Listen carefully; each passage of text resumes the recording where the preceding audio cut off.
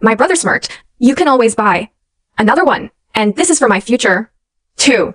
After demanding my beach house as his wedding gift. So I said, don't plan your future around something you don't own. Here I am absolutely baffled by what just happened at my parents' house. During Sunday dinner, I need some perspective because my family is making me feel like I'm living in an alternate reality. For context, 5 years ago, after a particularly successful project launch and subsequent promotion, I bought a modest beach house about 2 hours from where we all live. It's nothing fancy. A 2-bedroom cottage that needs constant maintenance, but it's mine and I worked incredibly hard for it. I spent weekends renovating it myself, learning plumbing from YouTube videos, and essentially pouring my savings into making it livable. My younger brother, James, 29M, has always been what my parents call a free spirit. He's bounced between jobs, pursued various artistic endeavors, and generally lived a more relaxed lifestyle. I've never judged him for it. We're different people with different priorities. I've helped him out financially several times over the years, no strings attached, because that's what family does. 3 months ago, James announced his engagement to Patricia, 27F.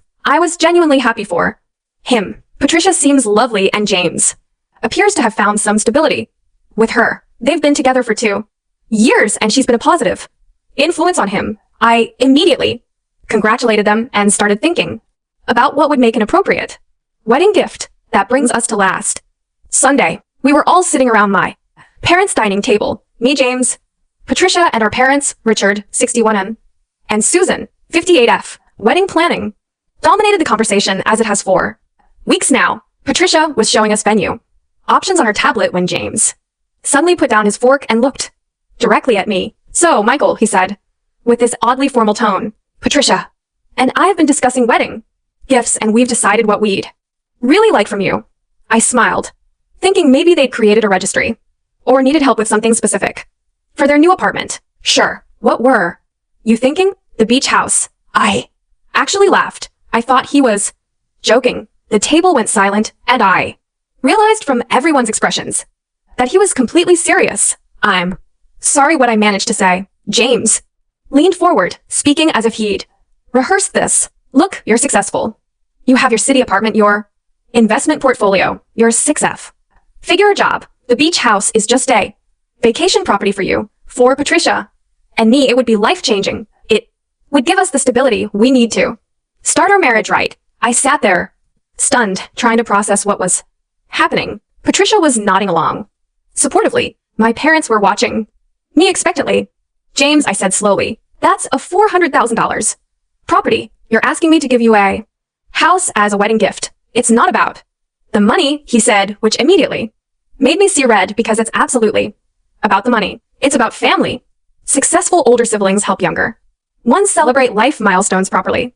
You've done well for yourself, amazingly well. This is your chance to pay it forward. My mother chimed in. Michael, you do have so much. Would it really hurt you to help your brother start his married life properly? My father added. You barely use it anyway. You've been there, what, 3 times this summer?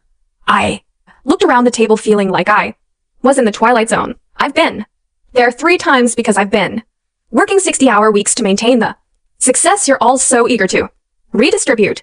Don't be dramatic, James said, rolling his eyes. This is exactly what I'm talking about. You hoard your success instead of sharing it with family. I've loaned you money 17 times in the past 5 years, I said, my voice getting sharper than intended. I paid for your car repairs last year. I covered your rent for 3 months when you were finding yourself between jobs. Loaned, James emphasized, and I've paid most of it back. You've paid back about 30%, but I've never pushed for the rest because I understood you were struggling. Patricia finally spoke up, her voice sweet but firm. We're not asking for charity, Michael. We're asking for a wedding gift.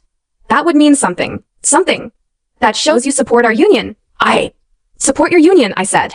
I'm happy to give you a generous wedding gift, but I'm not giving you my house. The tension at the table was suffocating. James' face had turned red. This is so typical. You've always been selfish with your success. Remember when you wouldn't let me borrow your car for that road trip?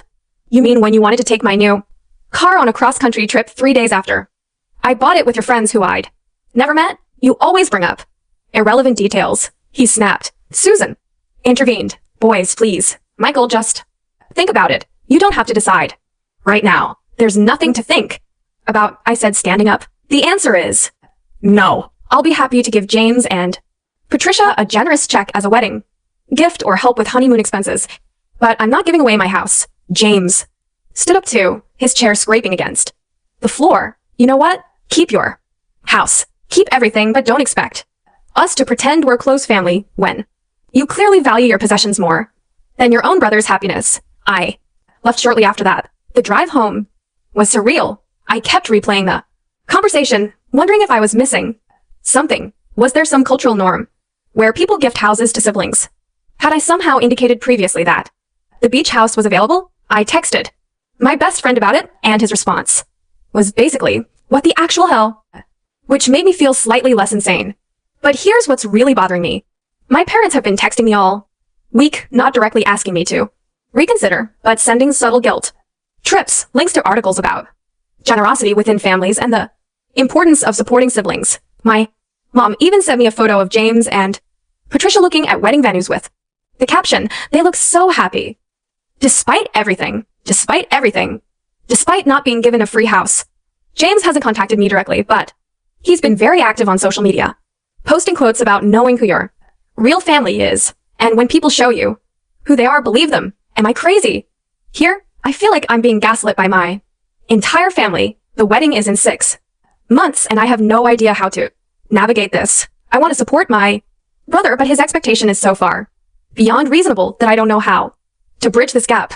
Update 1. 2 weeks later, I thought things couldn't get more surreal after my last post, but I was wrong. Very, very wrong. After 2 weeks of family cold war, I received a text from James saying he wanted to talk. He suggested we meet for coffee, just the two of us to clear the air. I agreed, hoping maybe he'd come to his senses. I arrived at our usual coffee shop downtown to find not just James, but Patricia too. That should have been my first red flag, but I decided to stay and hear them out. James started with what seemed like an apology. Michael, I realized I approached this all wrong at dinner. I was nervous, and it came out more aggressive than I intended. I felt myself relaxing slightly. I appreciate that. It was definitely a shock. Patricia leaned forward. We've been doing a lot of thinking about what you said about it being a $400,000 property, right? I said, wondering where this was going. And you're absolutely right, James continued. It's unreasonable to expect such a valuable gift without giving something in return. I nodded, relieved that they were finally seeing reason.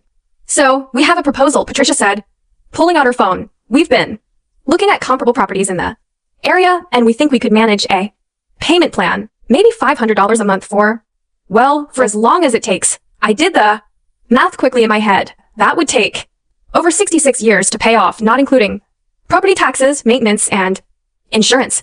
Well, family discount, James said with what he probably thought was a charming smile. That's not a family discount. That's basically rent below market rent.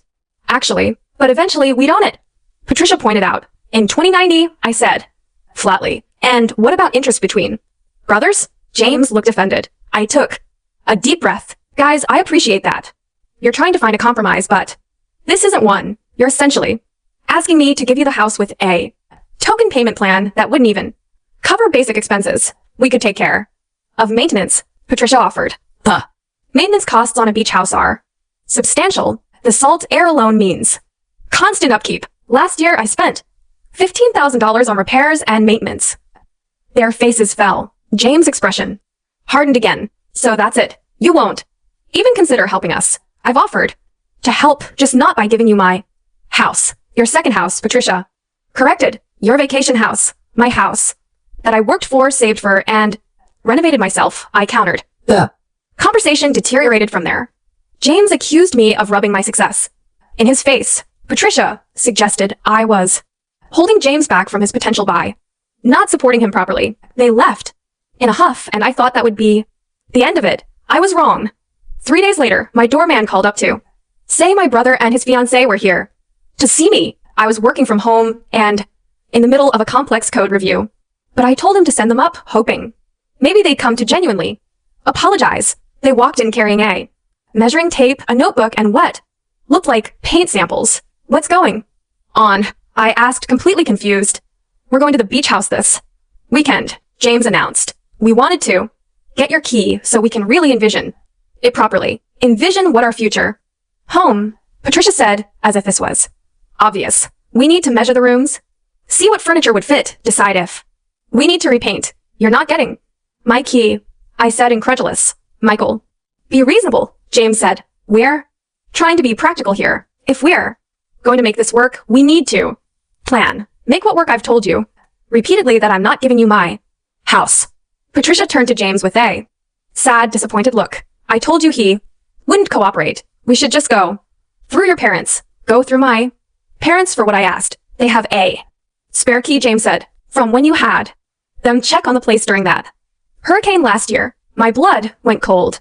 You are not going to my house without my permission. It's going to be our house, Patricia said quietly. We're just trying to prepare. It's not going to be your house, I nearly shouted. James stepped forward. Look, Michael, I didn't want to bring this up, but Patricia's pregnant. Everything stopped. I stared at them both. Patricia's hand went to her still flat stomach in that protective gesture I'd seen from pregnant friends. Congratulations, I said automatically, my mind racing, but that doesn't change. We need stability, James interrupted. A proper home for our child, your nephew or niece. Doesn't that mean anything to you? Of course it does, but having a child doesn't entitle you to my property. God, you're heartless, Patricia said, tears welling up in her eyes. We're trying to build a family and you're sitting on empty property you barely use. I'm heartless. You're the ones trying to manipulate me into giving you a house by announcing a pregnancy. We're not manipulating anyone, James said angrily. We're being honest about our situation. We need help and you have the ability to help us. I've offered help. You've rejected anything except the exact help you want. They left after more arguments, with James warning me that I was making a huge mistake and would regret choosing property over family. That evening my mother called. She was crying. Actually, crying. Michael, how could you? They're having a baby. Your brother is starting a family and you won't even let them look at the house. Mom, they want me to give them the house, as in transfer ownership. That's not normal. What's normal is supporting family. We didn't raise you to be selfish. I'm not being selfish by not giving away a $400,000 asset. It's just a building, Michael. Family is forever. Then why is my family trying to guilt me into giving away just a building? She hung up on me. My own mother hung up on me. Richard called an hour later, his tone more measured, but still disappointed. Your mother is very upset. I'm upset too, Dad. This whole situation is insane. Is it really that insane for a successful person to help their struggling family members? There's a massive difference between help and giving away a house. You could afford to buy another beach house if you wanted. He pointed out, that's not the point. And no, I couldn't just easily buy another one. It would take years of saving again. James and Patricia will never have the opportunities you've had. I created my opportunities, Dad. I worked through college, lived on ramen for years, and saved every penny. James chose a different path, which is fine, but he doesn't get to claim my rewards for his choices. There was a long silence. I hope you know what you're doing, son. I hope that house is worth losing your brother. I'm not the one making that choice, I said. The next day, James posted on Facebook. Some people value property over family. Some people would rather see empty rooms than help their brother and pregnant fiancé start their lives together. Remember this when someone tells you family comes first. For some people, it's just words. 17 people liked it. 3 commented with supportive messages. My cousin commented asking what happened. And James replied, ask Michael about his investment priorities. I've been staying off social media since then, but friends have been screenshotting things. For me, Patricia posted a photo of a modest apartment with a caption, making the best of what we have, because that's what real families do. They make things work without handouts. Handouts. They're calling my refusal to give them a house a refusal to give handouts. Update 2. 1 month later, I need to update you all on the absolutely insane escalation that happened last weekend. I'm actually writing this from my beach house where I've installed new locks and a security system. But let me back up.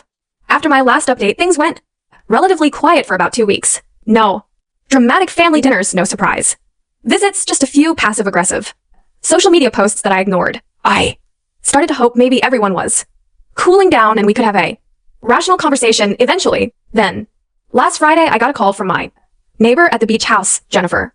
She's a retired teacher who lives there year-round and keeps an eye on things for the summer residents. Michael, I don't want to alarm you, but there are people at your house. They said they're family. My stomach dropped. Are they inside? No, but they're trying keys at the door. Should I call the police? I told her not to call yet, that I'd handle it. I immediately called my parents. My mother answered, and I could hear she was in the car. Oh, Michael, perfect timing.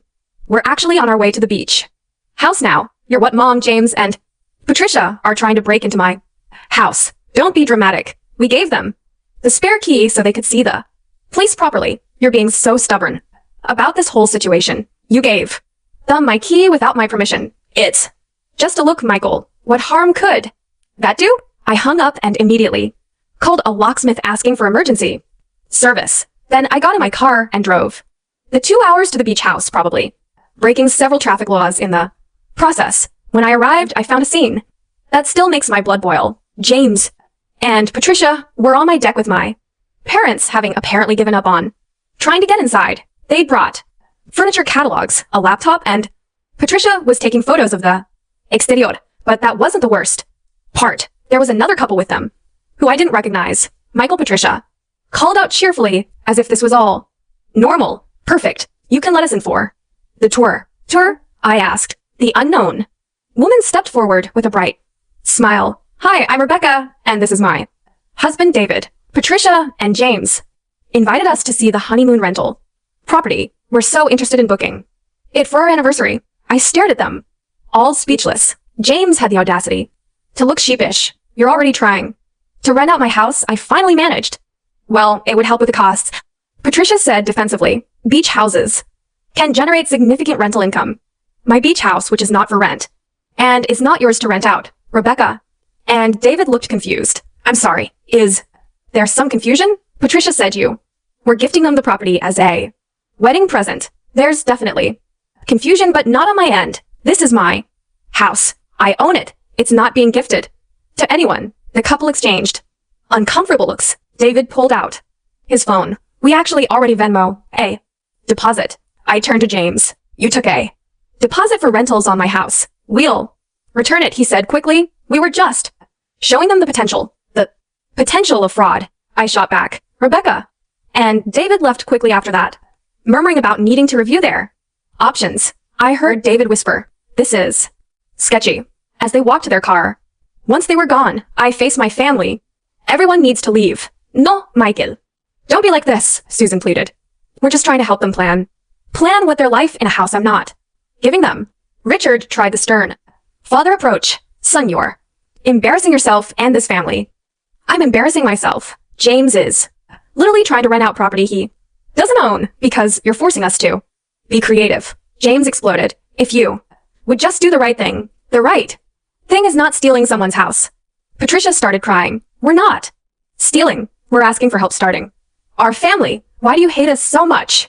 I don't hate you, but I'm not giving you my house. How many times do I need to say this until you realize how selfish you're being? James said. I pulled out my phone and called the locksmith to confirm they were on their way. I'm changing the locks. If any of you come here again without my explicit permission, I'll call the police. You'd call the police on your own family? Susan gasped on people trying to illegally access my property. Yes, the locksmith arrived an hour later, during which my family continued to berate me. James accused me of being materialistic. Patricia said I was putting money over family. My parents said I was breaking their hearts. While the locks were being changed, Patricia made one more attempt. Michael, I didn't want to say this, but I'm having complications with the pregnancy. The stress of not having stable housing is affecting my health. I looked at her steadily. I'm sorry to hear that. I hope you'll see a doctor. But emotional manipulation won't make me give you my house. It's not manipulation. It's the truth, she cried. Even if it is, it doesn't change anything. You have housing. You have an apartment. Not having a beach house isn't a medical emergency. James stepped between us. If something happens to our baby because of your selfishness, stop. I said firmly, stop right there. You're not going to blame me for anything that happens in your life just because I won't give you my property. You're adults. Figure out your own housing situation like everyone else does. The locksmith finished, and I paid him extra for the emergency call. As my funnel to us. Leaving James turn back one more time. You know what? Keep your precious house. But when our child asks why they never see Uncle Michael, I'll tell them the truth that you chose property over people. And when they're old enough to understand, they'll realize their parents tried to steal a house and called it a gift. I replied. They left.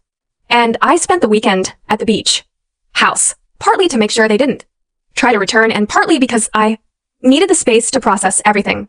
I installed a security system with cameras that alert my phone if anyone approaches the property. Jennifer, my neighbor, was horrified when I told her the full story and promised to call me immediately if she saw any of them return. But here's the kicker. When I got home Sunday night, I found out James had created a GoFundMe, help James and Patricia buy their dream home after family betrayal. The description painted me as a wealthy miser who refused to help his pregnant sister-in-law and struggling brother despite having multiple properties and millions in assets. First of all, I don't have millions in assets. I have my apartment with a mortgage, the beach house also with a mortgage, and yes, a decent 401k and investment portfolio. I'm doing well, but I'm not swimming in Scrooge McDuck money. The GoFundMe had raised $500 from sympathetic strangers and distant relatives who didn't know the full story.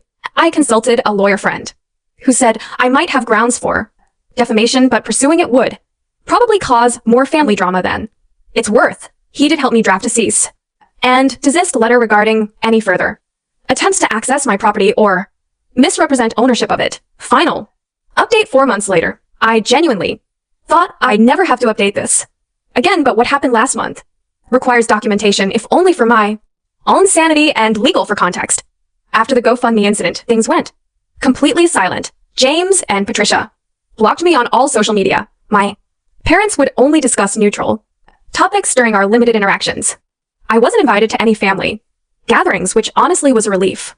I focused on work, spent weekends at the beach house, and started therapy to deal with the grief of losing my family relationships over this insane situation. Then 5 weeks ago, I received an email from a title company.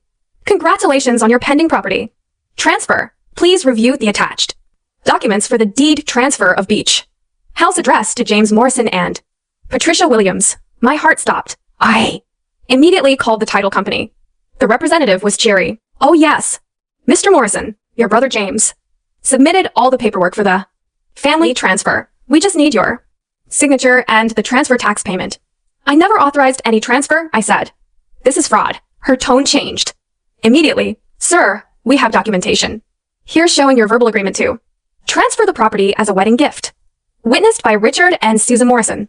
And she rattled off the date of that infamous family dinner. A verbal agreement that's not legally binding for property transfer. Well, that's why we need your signature now to formalize it. You're not getting my signature. This is attempted fraud. I need all documentation you have immediately. She put me on hold. When she came back, her tone was professional but cautious. Sir, I'm going to need to escalate this to our legal department. Can you please provide proof of ownership? I sent everything. My deed, mortgage documents, tax records, insurance policies. Then I called my lawyer, not my friend this time, but an actual real estate attorney who specializes in property fraud. The documentation the title company had received was insane. James had submitted an affidavit signed by him claiming I'd verbally agreed to give the property. Supporting statements from both my parents stating they witnessed this agreement. The letter from Patricia's doctor stating that stress from housing instability was affecting her pregnancy, though notably not recommending any specific solution. Screenshots of text messages where I'd said things like, I want to help and I'll give you a generous gift completely out of context, and the GoFundMe page as evidence of their desperate situation. The attorney immediately sent a cease and desist letter and notified the title company. This was attempted fraud. He also told me we needed to file a police report. Filing a police report against your own brother is surreal. The detective who took my statement seemed sympathetic but also weary, like he'd seen too many family disputes. Property fraud between family members is more common than you'd think. He said usually It's elderly parents and adult children. But siblings, yeah, we see it. Within 48 hours, everything exploded. James called me from a blocked number screaming that I was ruining his life and had gotten the police involved over a misunderstanding. A misunderstanding. You tried to steal my house. I wasn't stealing. I was formalizing what you already promised. I never promised you my house. I explicitly said no repeatedly. Mom and Dad heard you agree to help us. Help? Yes. Give you my house? Absolutely not.